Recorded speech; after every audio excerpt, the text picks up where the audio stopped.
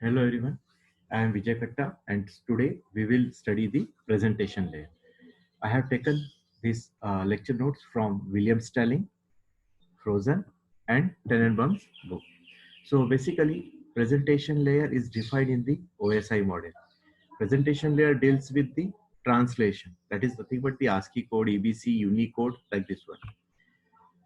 Second important functioning of the presentation layer is the encryption and decryption. Now this is today's main topic. This is the main topic of today's lecture. The third and important functioning of presentation layer is a compression. So basically, there are two types of compression technique has been defined. First one is called as a lossless compression technique, and second one is called as a lossy compression technique. So lossless compression techniques are basically used for the text compressions, and lossy compressions are related with the image, audio, video technique. So Shannon Fenno, Hamming tree, LZ77 and LZW. These are the few lossless compression technique. LZ77 and LZW, these are called as the dictionary based compression techniques. From the lossy compression point of view, JPEG, Joint Photographic Expert Group, this is basically image compression technique. MP3, this is for moving picture, that is it is basically for the audio, and MP4, it is basically for the video compression techniques. So today, uh, in today's lecture, we will focus on the concept of network security and the information security. So when we talk about the information security, basically information security is focused on the CIA triad model. So it is an old model where C stands for confidentiality, I stands for integrity, and A stands for the availability. But due to the enhancement of the technology, introduction of the IoT, open platform for the internet, and the concepts like introduction of the big data, this CIM model has been outdated. Now because basically we focus on the 6 point of security concepts.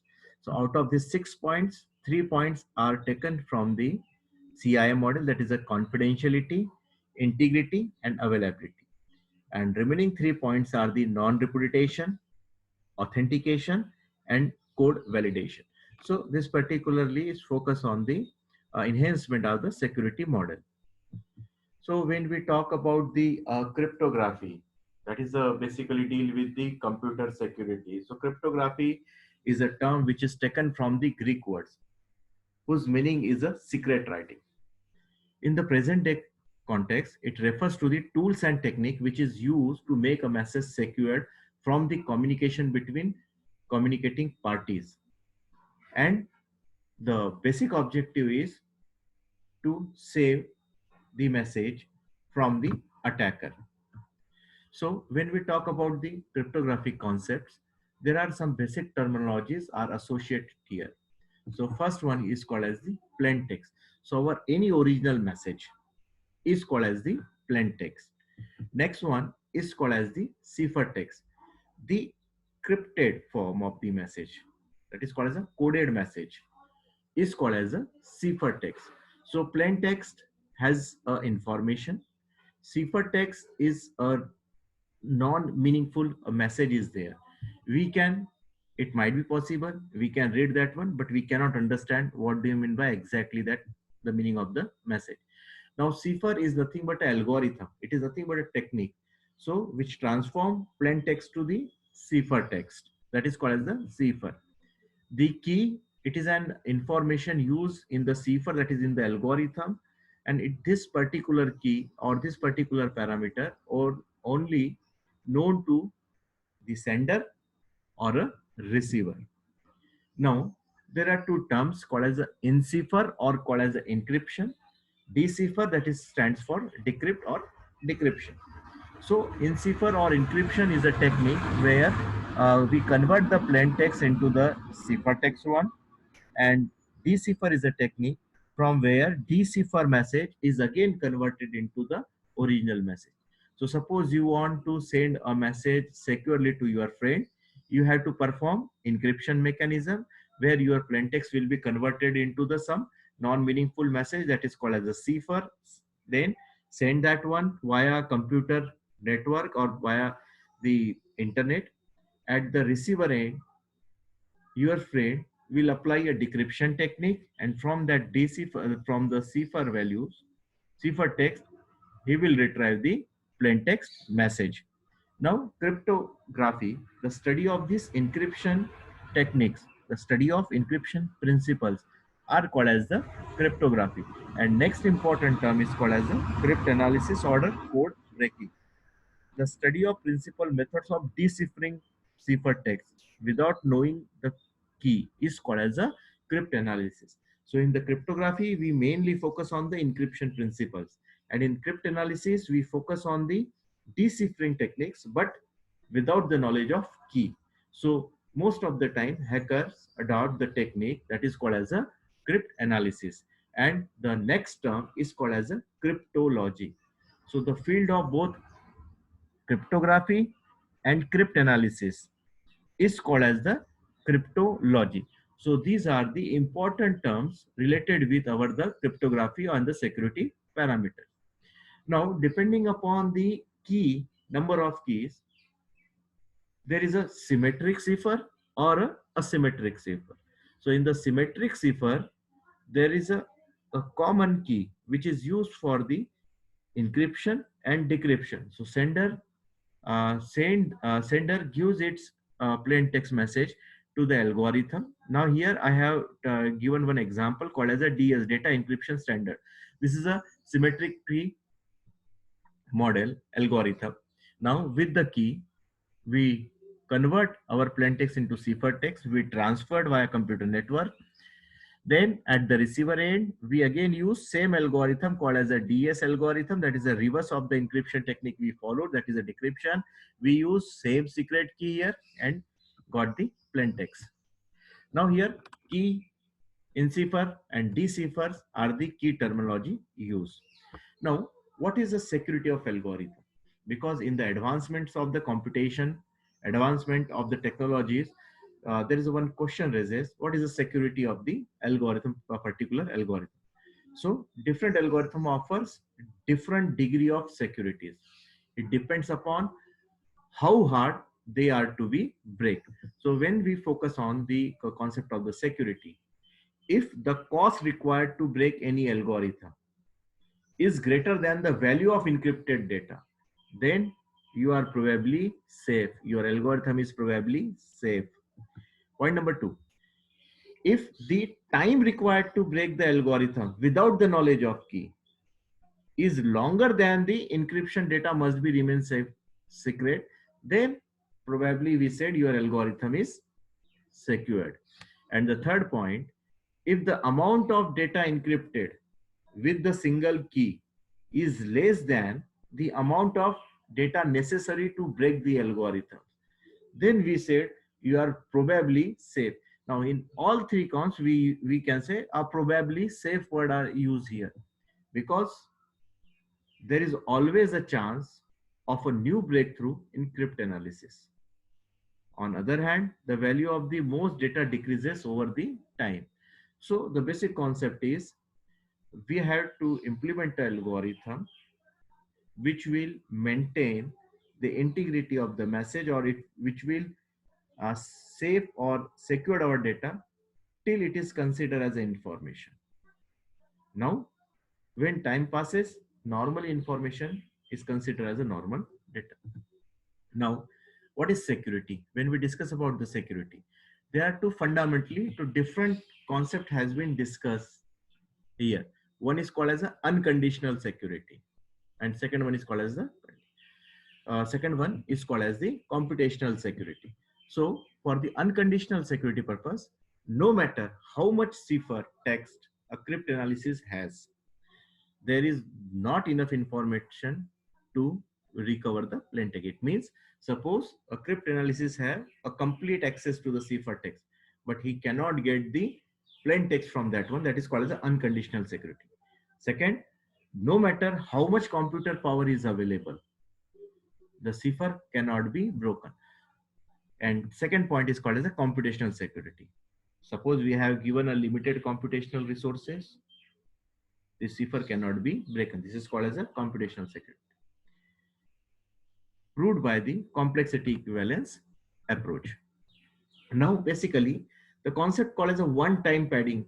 Here, for the each encryption, we use a single new key. Then, after that particular communication, that key is expired. Such key is considered as an unbreakable key, although we have given the infinite resources. For all other crypto systems are breakable in ciphertext only attack mode. So there is another approach where we try to apply all possible combinations, is called as a brute force attack. Now, in this table, we have shown the key size, their decryption speed, and we try to find the complexity of the a particular algorithm or time required to a brute force attack. So suppose we have taken a 32-bit key here, then total number of possible keys are 2 power 32. That is nothing but 4.3 into 10 to the power 9. So with the help of 32-bit key, we can generate this number of keys are here. And we have taken only one key out of this. So now we decrypt that one. Suppose hacker apply all possible combination, all this possible combination. Then suppose time required, it decrypt one decryption per microsecond. Now this is the important one. One decryption per microsecond. Then it requires 35.8 minutes. And if with high computation power, 10 to the power 6 decryption per microsecond, it requires only 2.15 millisecond. It means in today's scenario, 32-bit keys are outdated. Now take with the 56-bit concepts. Again, with the help of 2 power 56, it is equivalent to 7.2 into 10 power 16. So these are the possible number of keys. With the help of one decryption per microsecond, it requires 1142 years. And with 10 to power 6 decryption, it requires only 10 hours. Next is 128 key. Here we required 5.4 into 10 power 24 and 5 power 4 into 10 to the power 18 years. Now 168 and like this one. So these are the different key combinations and time required for their brute force attack. Again, here we consider the cost factor also, and with the computation power. So as if you observe the table, as cost growing increases, the time required to break the keys again are decreases. So with the help of 1 T amount dollars, it requires 2.4 days to break the 80-bit key. But if we will focus on 128-bit key, it again required 10 to the power 12 years. So now, which is a much larger than the life of a single human being. So what are the basic requirements for any cryptographic algorithms? So there are basically two requirements to secure use of symmetric encryption. One is strong encryption algorithm, and second, the key must be secret. It must be known to only sender and receiver.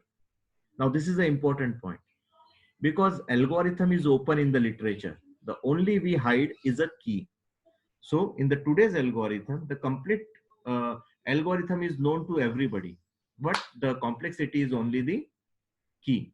Now we apply the mathematical function like y, that is nothing but ciphertext, is equals to e of k of x. X is a plain text. Now this is the encryption process, and this is a decryption process. We got the again plain text here. Now assume encryption algorithm is known, security of channel to distribute the key. Now key distribution is an important point. Like characteristics of all cryptographic algorithm or cryptographic system. So basically there are 3 points. First one is called as the type of encryption operation used. So on the basis of type of encryption operation used, there are substitution technique, transposition technique, and the product of both one. Now number of keys are used in the crypto system. There are again 2 types here. One is called as a single key or private key technique, and second one is called as a 2 key or public key techniques. So single key or private key is called as a symmetric. Two or more keys where one key is public, that is called as a asymmetric key technique. And next one, how we convert plain text into ciphertext. One is called as a block, another one is called as a streaming. In block concept, we use a fixed size of input text and convert into the fixed size of output one. In the streaming, it varies. Now, cryptanalysis. So objective is to recover key, not the message only. So hacker cryptanalysis always focus on the key, identify the key, so that the next time whenever the communication will perform, it will be easily retrieved. And the general approach for cryptanalysis technique is cryptanalytic attack and brute force attack. In the cryptanalytic attack, the attacker has some knowledge. They have this some knowledge about the plain text, or they have the some information about the sender, receiver, or the context in which they are transferring the data.